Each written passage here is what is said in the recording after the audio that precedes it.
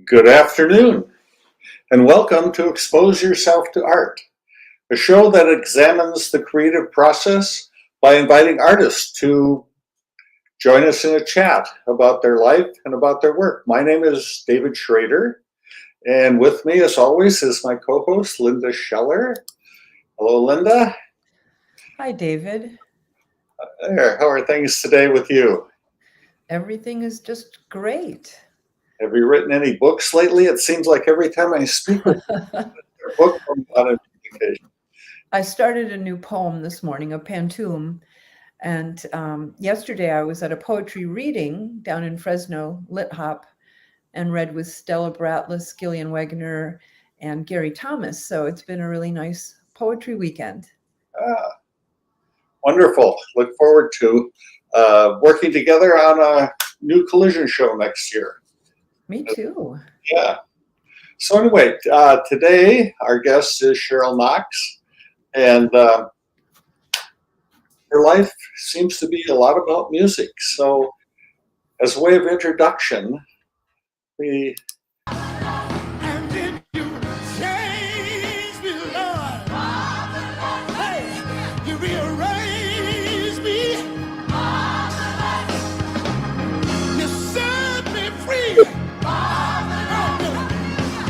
Free from sin, Lord. I want to the gospel of Jesus Christ.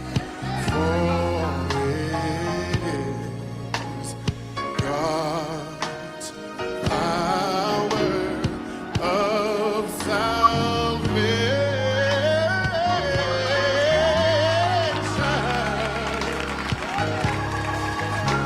to everyone and to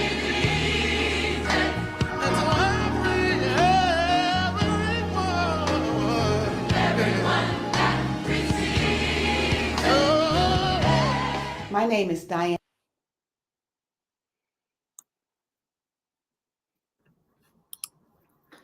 Oh, that was wonderful. go. So welcome, Cheryl. Whoa, I don't want to be the mean one here. There we go. There. So tell us about that. You were in that group, right?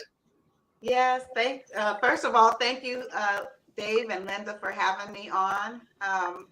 I did get a chance to participate in the world wide choir.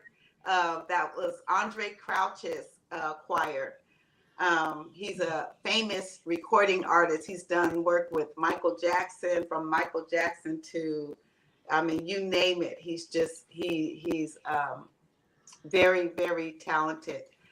And so I got an opportunity to sing in that choir. And I was in the back, of course, I was part of the choir, but it was something fantastic to do. A great opportunity. How did that happen? Was there an open audition, or what was the way you got in? No, it's just a friend of a friend. A lot of times that door is open just by you, being uh, a singer, and then the word gets out that they need more voices, and so the opportunity presented itself. Actually, I used to sing with the Stovall singers Oh, and the here in Modesto, and the Glenn Stovall, which is the head of the Stovall singers. He invited me to come along, and of course I said yeah. oh, that is so great. That Mhm. sounded beautiful. And Yes. earlier I was saying my parents had some Andre Crouch records when I was growing up, and we all just enjoyed that so much. So Yes. this was a treat.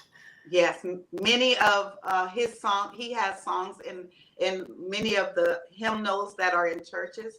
You, some of the songs that he's written are in there in the songbooks. So, When I introduced you, I said that your life is about music, and Was I wrong about that? Have you always been a singer? And how did you get into this? So one of the things before I go there, one of the other singers on one of the other recording artists was Walter Hopkins. I also got a chance to sing in the choir with him, and he's famous for writing the song. They play it in so many different movies, and they use it for soundtracks and everything. Is "Oh Happy Day." So Uh-huh. Walter yeah. Hopkins is famous for that song, and he was one of the artists that I got a chance to back up as well. Oh, But I did get my singing background from as a little girl, just singing at home with my mom. My mom was a lounge singer. She sang in different venues like that, and some of her favorites were Dinah Washington, Sarah Vaughan, Nancy Wilson, a lot of the great singers. uh-huh. So she taught us how to sing harmony, where as a little girl, that was our pastime. So and then we just kind of branched off. Different ones would hear us and then invite us to come and sing, and so that's how I got my start. Wow, every family should be so fortunate. I would have loved to have grown up that way. Oh, yeah, it was nice. And my dad sang also. He loved singing country and western, and but he was known to sing, and many people requested him to sing "One Day at a Time." That was one of his favorites that he would sing. So it's on both sides. My mom and my dad, they can both sing. When you say they taught us to sing, were there other children in the family? Oh yeah, there was 9 of us, 7 girls and 2 boys, and so not only did we sing, we danced, we played, instruments. We had like a full band. One brother played the drums, bass guitar, and piano, and so we did, and so we just, that's how things were when we were young. It was like music all around. But yeah. So did that carry over into later life? I mean, other kinds of stage experiences or singing experiences for you, or was it most? Yes. Yeah. Yes. Yeah. So I started in high school taking theater, and I kind of had to get over a nervous laugh. That was my thing back then. I had a nervous laugh. So my first play was Gentleman Prefers Blondes in high school. And my English teacher was also my drama teacher. And so I didn't know that this was going to happen, but I had a nervous laugh. And so I actually turned it into an all-time comedy, because every time I tried to deliver my line, I just burst into laughter. And so, which made the audience laugh. It was a disaster. Yeah. So that's something I had to work on my craft until I got rid of this nervous laugh. And so I think I'm good now. Right. Yeah, I can identify from some of my early experiences too. You don't know you have these little twitches or. Right.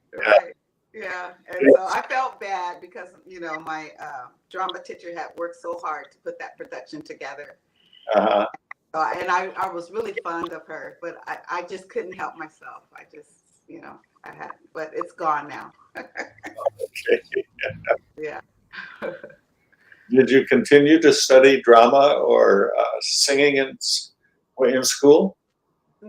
So we were big back then. I mean, that's the era of the Jackson 5s, the Osmonds, and that was something that we did. You know, we inspired to be like them, and if we were watching it on TV, then we had to, in my mom's eyes, we had to outdo what the Jacksons just did. So, so we had to put together our own thing. So we were always in school school talent shows. So I did many talent shows in school. That's kind of where I got comfortable being in front of an audience.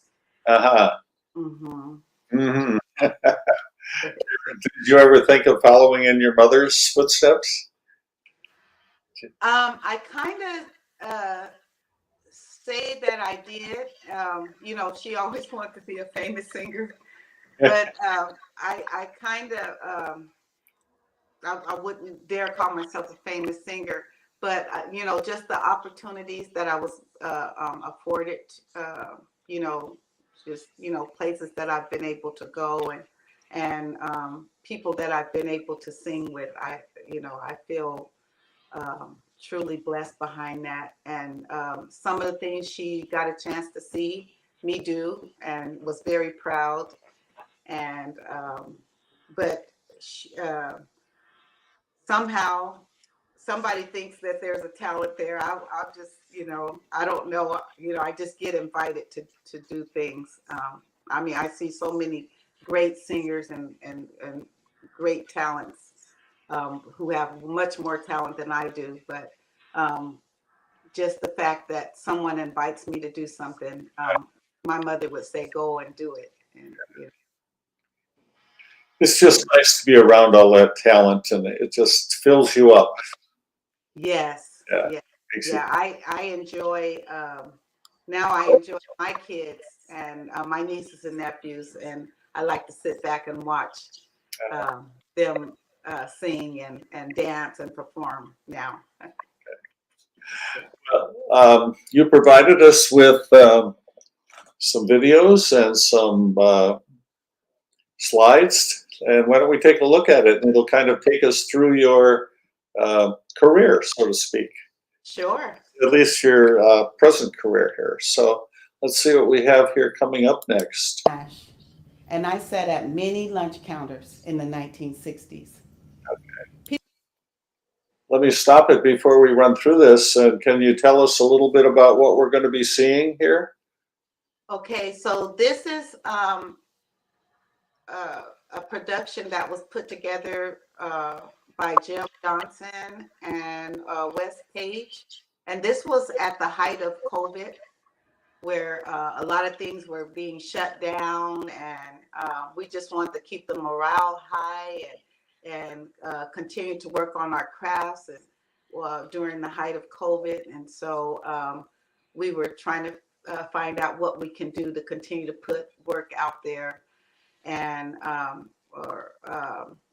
he came up with Good Trouble. Now, Good Trouble is talking about the civil rights movement and how they sat at lunch counters and through all the bombings. And we actually, I played Diane Nash, and that's her there at the lunch counter with the glasses on. That was my character that I played. She actually was a keynote speaker at Modesto Junior College. She came out, and we also performed the Freedom Riders at the Gallo, and she came out to see me play her role. So that was pretty cool. And so this clip, that's what this is. Well, yes. let's give a listen. People have always asked me why we did what we did at all those sit-ins. They'd ask, how could you just sit there as people called you such horrible names, not react when someone poured ketchup all over your finely pressed blouse? They'd ask, how could you sit there knowing that somebody might hurt you or maybe even kill you at any moment? We couldn't continue to live in the world like that. But at the same time, violence only leads to more violence.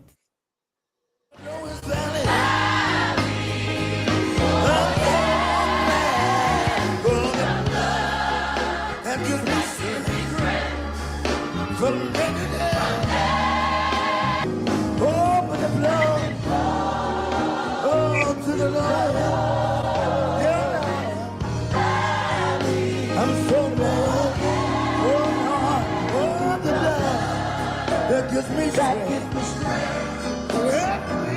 Hallelujah.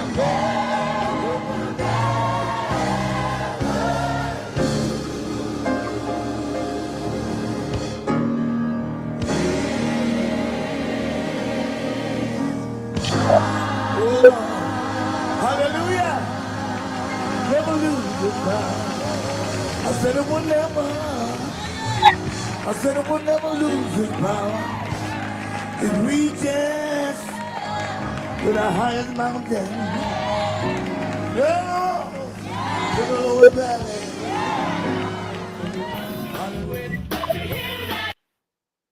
Yeah, so as Linda mentioned earlier, having some of Andre Crouch's albums, I mean, he is a gospel giant, and just being in the same room with him was amazing. And his twin sister Sandra, who was directing the choir. But there was also people, even the person playing the piano, he was in the movie. He was featured in the movie that Beyonce did. I think it's called Kingdom Come or something like that. But that the same person playing the piano, he was in that movie also. So I was in the room like with all of these great people, or people who accomplished such great things, and huge talent. So I was very humbled by the opportunity to be around such great gospel artists. Now, Cheryl, did you say this was an international tour? It was on worldwide TV on TBN, and that's where there is a worldwide choir, and I got a chance to sing with the choir. I don't sing with them all the time, but it was just an opportunity. And our rehearsals were in LA, so we would have to leave Modesto and go down to Southern Cal for the choir rehearsals and then come back. So it was a lot that went into it, but it was worth it all. Was there anybody else up in this area with whom you could drive or Yes, ride? we did. We did commute. Like I said, the singing group that I was with, the Stovall Singers, some of the members were also in the choir as well, and we all hopped in my van and went down there to rehearse. What a wonderful opportunity. It really was. It really was. It was one of the best. One of my best moments. Okay, well, where I stopped it, we were. Let me back up here a second. So what are we seeing here? Okay, so this is a Sankofa production that we put on at Modesto Junior College, and the name of this is "Don't Bother Me, I Can't Cope." It was directed by Tommy Muhammad, and there was, it has true accounts of kind of what happened in African American history, and Modesto B came out and interviewed and did a write-up on that. And this footage is actually something Modesto B put together. Okay. Of one of our rehearsals. Okay, let's see.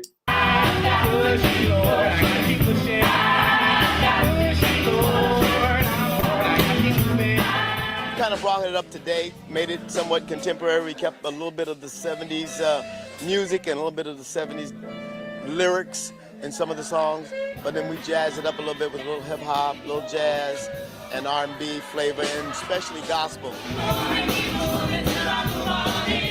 We've tweaked it a little bit so that some of the issues reflect the current reality in America and in the state of African American community today. This little light of mine. I would love to know the history of Sankofa. Would you please tell us about its origins and just enlighten us with that? Absolutely. It's funny that we recently just redid the To Kill a Mockingbird. Well, our first go round of To Kill a Mockingbird is where the 4 Sankofa members were all a part of that production. And afterwards, after that production, we kind of got together and had a meeting and we started talking about more opportunities for African Americans or minorities um, to, to have those roles and to have those opportunities. And I've done many plays at the Gallo, but I've always been the same person. I've always been the maid. And so since Sankofa was it's come to be, there's more roles, as you can see, that we're able to play more fun roles and just to educate on the history of African American or Black people. So the word Sankofa, the meaning of Sankofa is actually means to go back into our history and pull out what was good and bring it forth to current, and apply that. So we reached back in history and took that good part and we're bringing it forward, and so that's where the word Sankofa came from. But the four founders, John Irvin, Greg Savage, Elizabeth Garman, and myself, we said that we wanted to do more, and we want to give young minorities opportunity to act, to even expose them to the arts. Some of the things that we're proud of that we do as a theater company is we reach out to the minorities, and we've done workshops, which include, we had breakfast for them, we had lunch for them, we taught them, like I gave them some vocal lessons. We taught them how to, we gave them the lines, but we kind of coached them into delivering their lines. And so what we did is, once they learned everything, we invited their parents to, and this took place out at the King Kennedy Center. So it was like a workshop. And once they learned everything, we invited their parents in for the youth to be able to perform it in front of their parents. So they have a little stage and everything at the King Kennedy Center. So that was something fun. We've also done workshops in Tracy. We did a workshop there in Tracy, and kind of same thing. So those are some of the things that we strive to do, is include and expose young people to the arts, because there's so much talent out there that just need to be cultivated. And so that's one of our missions and our goals. Oh, I think that's so great. Do you have any plans for future workshops with young people now that COVID is sort of opening things up again? Yes, we have. We've actually talked about during the summer doing a workshop, teaming up with another company. I can't call it at the top of my head, but there's somebody we're planning on partnering with, and putting together a workshop for the summer coming up. Great. 23, yes. Yeah. So wonderful creation. Mm-hmm. How long ago did you start? I may have missed something. So we started this in 2012. 2012 is when we were established. Theater company, yes. 10 years. Yes. Have you always been connected up with the Gallo Center, or is that something more recent?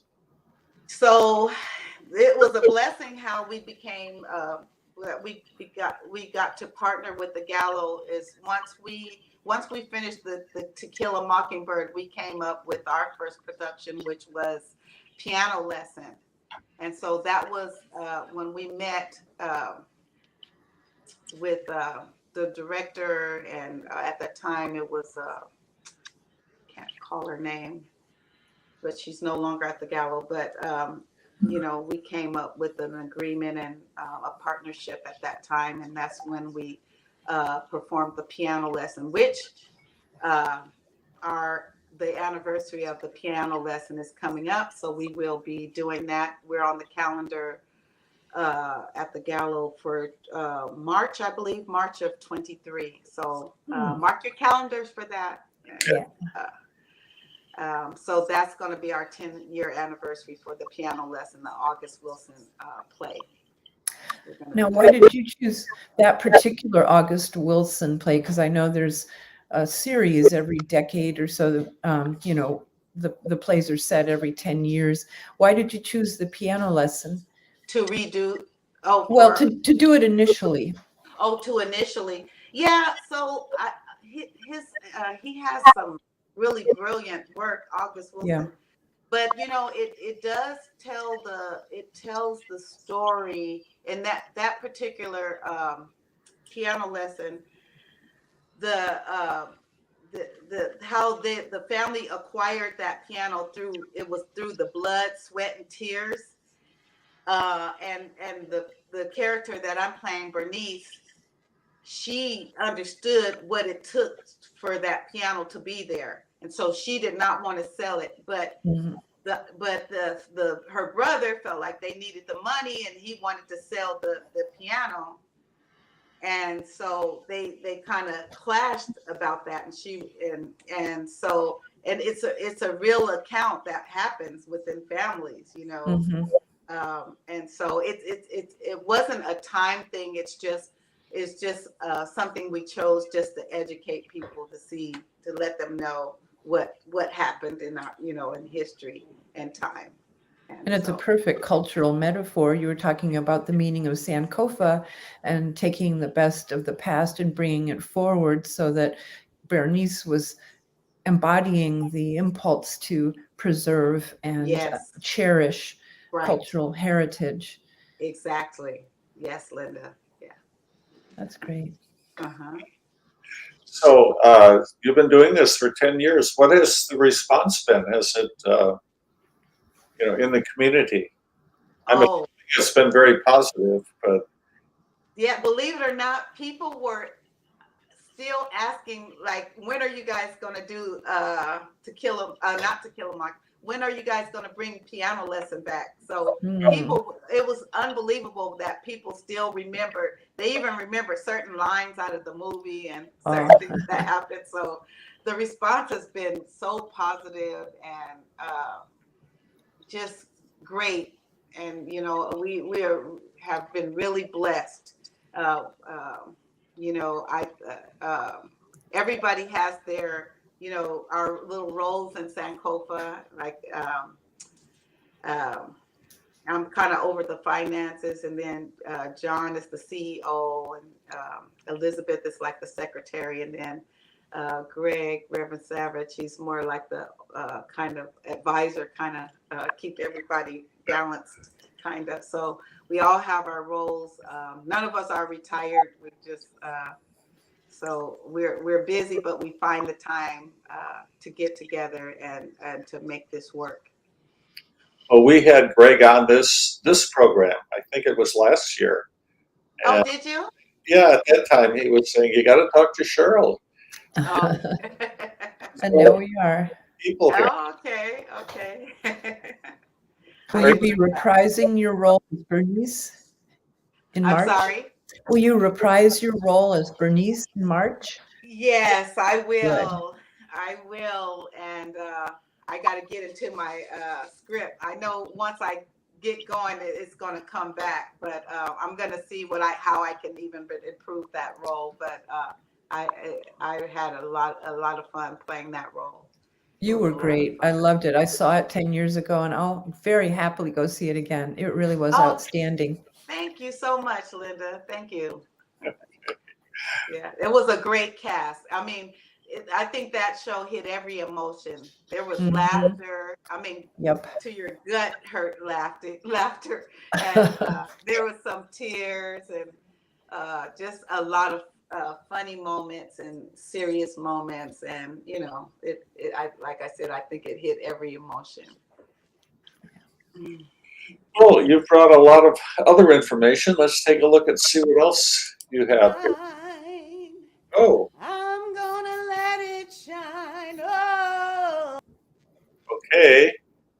tell us what we're going to see here. And so what's this about? Have I gone deaf? Am I not speaking? What's happened to this? This little light of mine, I'm gonna let it shine. Don't you know that this little light of mine, I'm gonna let it shine, let it shine, let it shine, let it shine. Everywhere I go, I'm gonna let it shine. Oh, everywhere I go, I'm gonna let it shine. Don't you know that everywhere I go, I'm gonna let it shine, gonna let it shine, let it shine, let it shine. I'm gonna let it shine, let it shine, let it shine.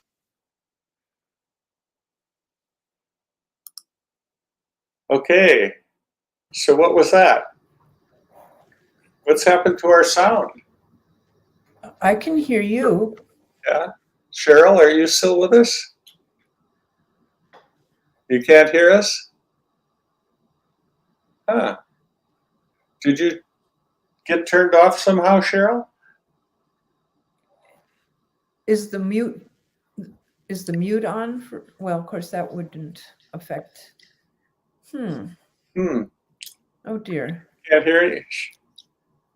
Hello, Cheryl.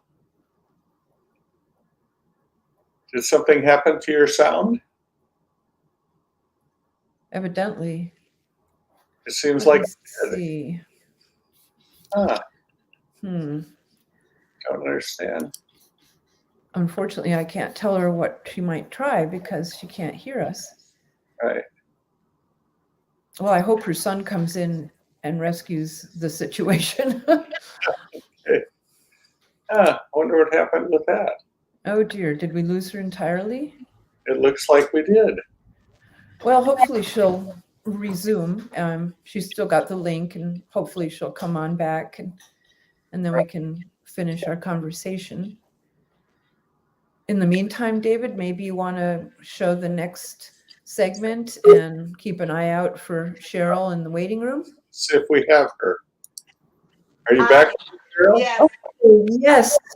I'm sorry. I don't know what happened. I just couldn't hear you guys anymore. Well, So I I'm just logged off. glad you're back. I logged off and logged back in. Oh, good, good. Yeah.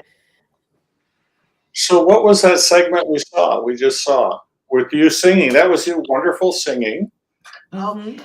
Yes, so that was a clip out of Good Trouble, and like I said, that was John Lewis giving a speech about good trouble, and sometimes you can get in trouble for doing the right thing. So his message was very powerful because sometimes people sacrificed, people went to jail, people were beaten. For doing the right thing. And so that was his message. Just get in good trouble. And who were these people that we were seeing when you were singing? Were they people in the cast, or they? Yes, that was the cast playing roles of some of the freedom riders. And people, and there were people like, I think, John Goodman, and there are different ones who lost their life. And what I appreciate about the civil rights movement is that you didn't just see Black people, you saw Black and white together. And we would never have accomplished that by ourselves. And so, and that's what I look forward to for the future, is people just working together.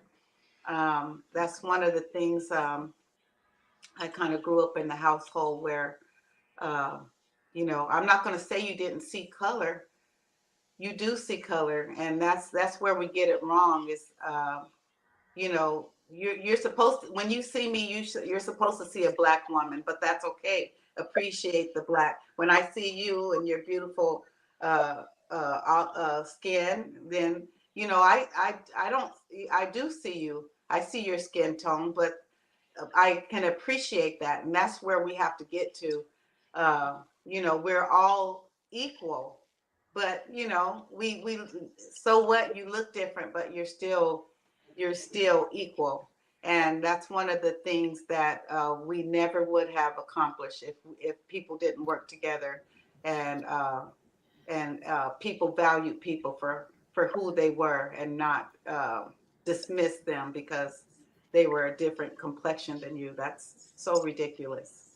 Cheryl, to what might you attribute the fact that white people started to get involved in the civil rights movement? Was there a turning point, something that was maybe on television or in the newspapers that kind of woke up the white people of I think conscience? Yeah, I actually think that it's always been there. I think hatred is something that's taught to people. And, you know, I think it's something that's inside. It's, if we're human, then, you know, we have to do human things. It's inhumane to feel, you know, to want to harm somebody because they may look different than you do. So I think that it's always been there, and uh, and you know, I just think the bravery that people took, because like I said, white people were losing their lives just like the Black people were, and because they chose to help and do what was right. And I think go ahead. sorry. Well, I think I read that when John Lewis was so badly beaten crossing the Pettus Bridge, I think that was kind of a clarion call that suddenly people were more aware of just how bad it was and started to do something, started to join in. And honestly, the George Floyd thing was a modern day thing that happened. I mean, it's like a repeat, but just done differently. But there was, you know, mankind, you know, gasped at that. That was horrible. And so it had nothing to do with the him being Black. It's him being human. A human being was treated that way, and you know, right before our eyes. And so I think that caused people even now to say, you know, no more. That you know, that just has to stop. And so you know, I just feel like you know, like I said, that speech was so powerful that John Lewis got, and we can't ignore things. We have, if it means that we're going to get in trouble, at least let it be good trouble. Yeah. Well said. You used the words, you know, freedom riders. Was that were you referring to a play or to the incidents that took place during the civil rights time, or both? Both. What I was saying is the accounts in the play that we just did, Good Trouble, was from the Freedom Riders. So, yeah. Yes. Okay. Yeah. I was in Birmingham a couple years ago and went to their Civil Rights Museum, and the pictures they have that were taken during the freedom riding era, they're just horrible. I mean, you know, maybe that's part of the answer too. It's like, how can people be like this? How can they? And they have a burned bus in the museum, so it's just seeing that was a very powerful experience. Yes. Yeah. And if we, you know, if we had never, if the civil rights leader hadn't done, I mean, we would be so much far behind. But you know, you got to appreciate what these were young people. Yes. These were high schoolers, college students who laid that, you know, said no more. And even Diane Nash, she said the governor threatened them, told them, if you guys don't put a stop to this, because they were getting ready to go out and do a protest. He said, if you don't stop this, you guys are going to lose your life. And they said, we all signed our last will and testament. So they knew what they were facing, but the cause was greater than, they what they could accomplish would be so much greater than they felt losing their lives. So they actually a lot of them laid their life down so we can have for their children and grandchildren can have a better future. And that's how I think that something we should all strive for, in my opinion. Absolutely. Well, let's take a look at some of the other major accomplishments in your career here.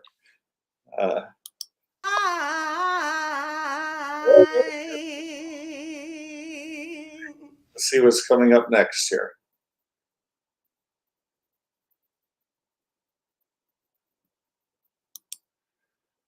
Okay. Did we lose you again, or can you hear us? Oh my gosh. Do I have to take it off? Can we talk now? No? Linda, can you hear me? Nothing? I can hear you. But not Cheryl. Something happens here with Cheryl. She can't hear us.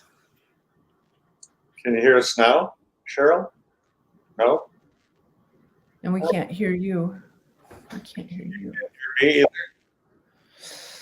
Oh, what is going on here? Oh, this is sad. We may have to do this whole interview again. If we can get some technical stuff working here.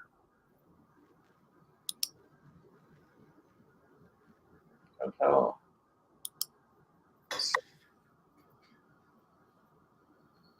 No.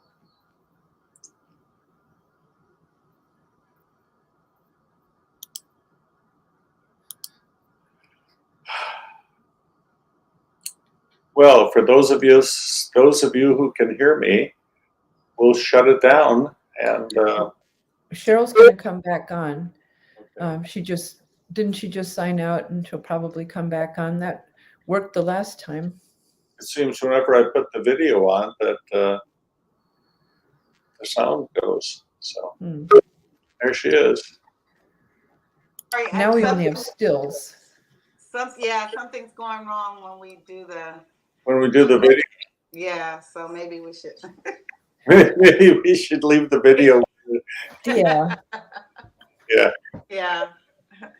But I know you did show the four of us, and we were receiving an award for our contributions towards the community. That was the Clear Awards, where you seen the four of us standing, myself, John, Liz, and Greg.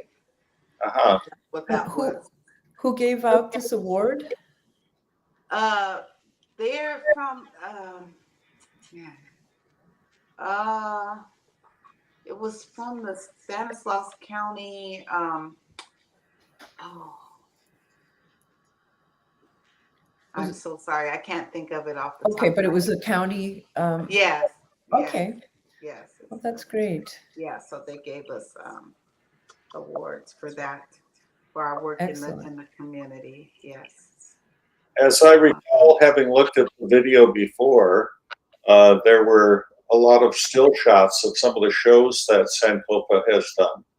Like 7 guitars. 7 guitars. We've done piano lesson. We've done The Journey. We have done Exonerated. We did a one-man show. Was Looking Over the President's Shoulder. We did a one-woman show of Coretta Scott King. We have done Fences.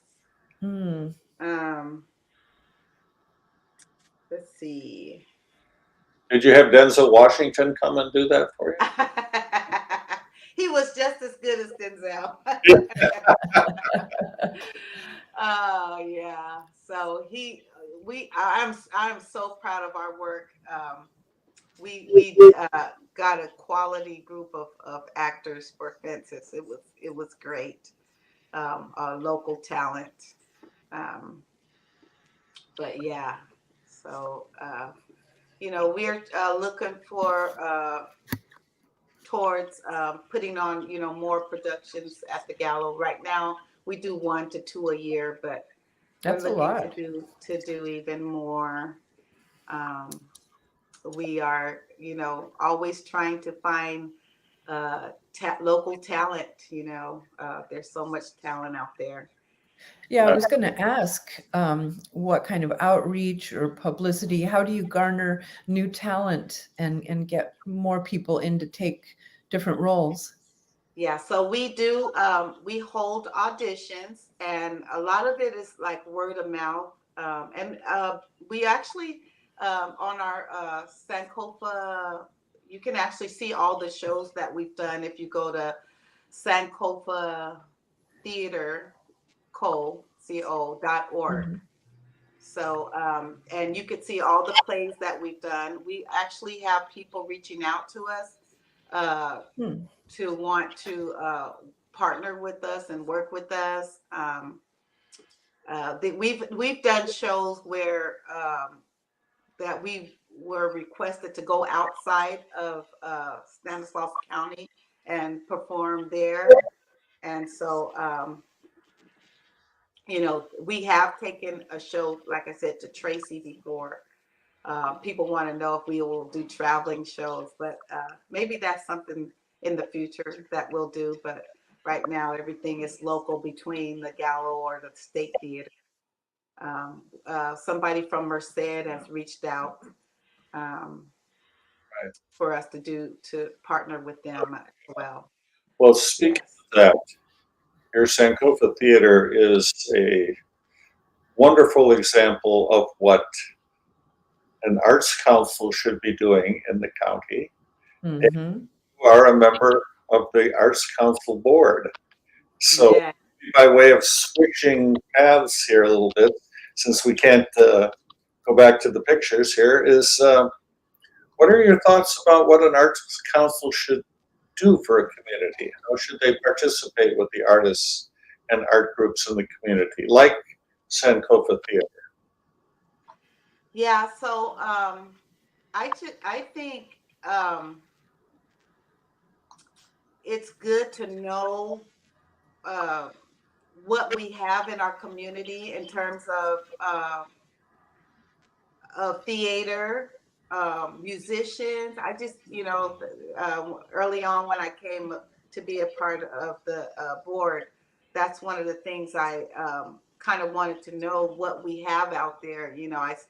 I spoke about a registry, and then I think you can with you have that information, you can begin to pull from from the different talents and try to put something together uh, where different ones can display their talent, uh, whether whether they're artists by drawing or I just think that it's good to know the talent that's out there in order to cultivate it Right.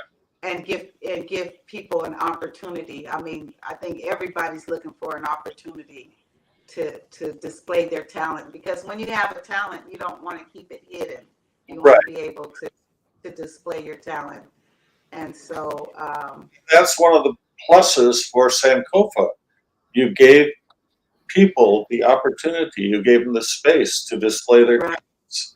right, You gave the right, space to a group of people that might have had more difficulty finding that space in the past. exactly. That's why Yeah, it's a perfect model for perhaps what a arts council should be doing. right. Yeah. Yes, yeah. I mean, even within the board, I don't know I mean, Linda, like we work together. So I know she does theater, But, Mhm. you know, just even us beginning to know what, you know, what talents are within us, you know.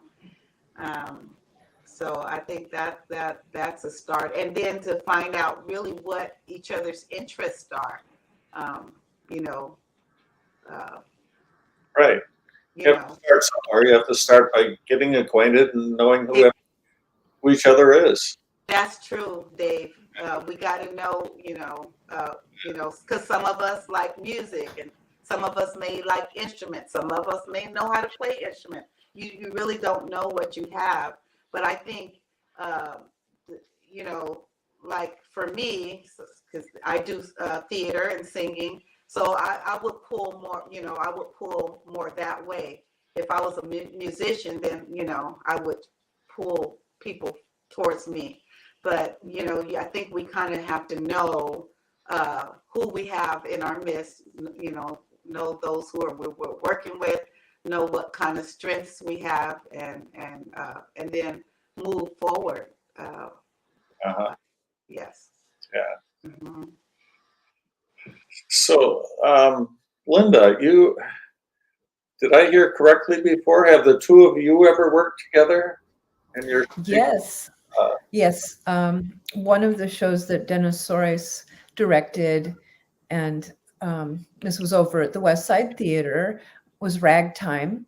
So Cheryl and two of your children Yes. were in the cast, singing, dancing, acting, and I was also in the cast on stage, and so I had the pleasure of working with Cheryl and some of her family. Yes. Yeah. Yes. So I kind of pulled them along with me, kind of like my mom did to me.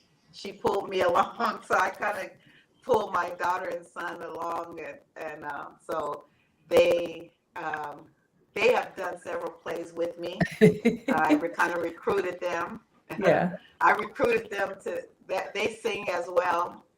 They have beautiful voices. Yeah, actually, my son and daughter were also in Ragtime. Oh, So, good. Fair. Yeah, yeah. that's how we do it. And Mhm. See on your bio that you were also in Porgy and Bess. yes, Was Porgy and Bess. Yeah, Townsend Opera? Or, that was through Townsend Opera. Yes, and we had some amazing talents. They hired principals from out of state to come and play those roles, and that was a neat experience for us as well. so was this the first time they did it or the second time? Do you recall? That was the first time I did it with Townsend Opera, but I'm not sure how many times they've done it. But No, they did it twice. okay. I've only been in one up there for the Porgy and Bess, but I've done other work with Buck Townsend.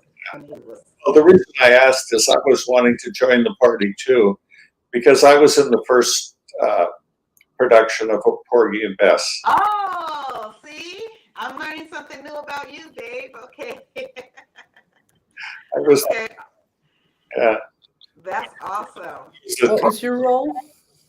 The detective is, one of the two Caucasian roles in the.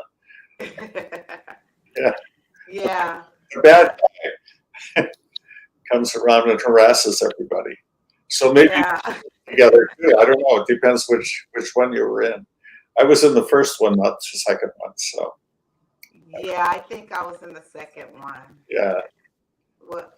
What year could that have been? Let's see. Gee.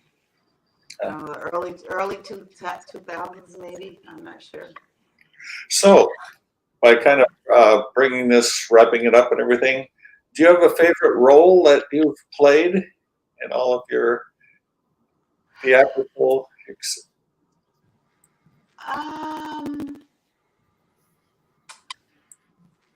Yeah, I would have to say it was the Bernice role. I would have to say it was that one. I have so much fun out there on stage. But I would have to say it was the Bernice role. I had a lot of fun with that. What show was that in? That was the piano lesson. Oh, the piano lesson. Yes, that's the one that's coming up again in March of 23. Yes. Yeah. But I love theater. I love when there's a good message and a good takeaway from a theatrical production. I love the energy of the audience, and I love people. I love speaking with people and to see what they thought, and so I always practice after a show to go out and just meet people and just get their opinion, and so it's so much fun. I just think people are wonderful. I just enjoy just talking to people. I don't think there would be a stranger around me if if it was up to me. Nice. Well, that's the power of art, and that's why we do what we do. That's Yes, all. yes, absolutely, absolutely. Connections that go way beyond us. Yes, yeah, Learn from yeah. us. So even though I do this, I do feel like I have a higher calling. One of the things I did is work with students, and the population of students that I work with are ED students, which is emotionally disturbed students. Uh-huh. And one of the things that I'm so proud of is that is teaching social skills to students.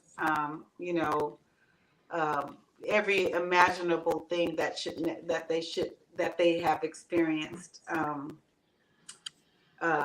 is just tragic, and to be able to share some tools with them, and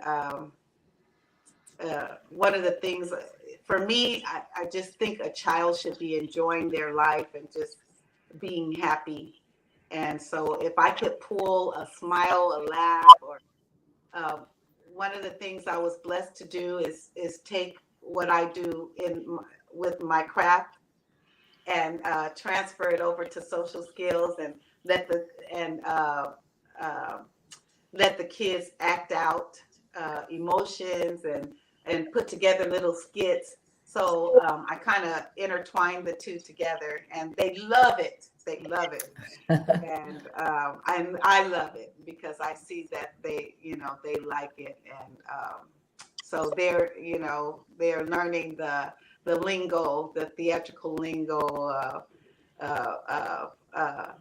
some of the things we say, cut and action and things like that.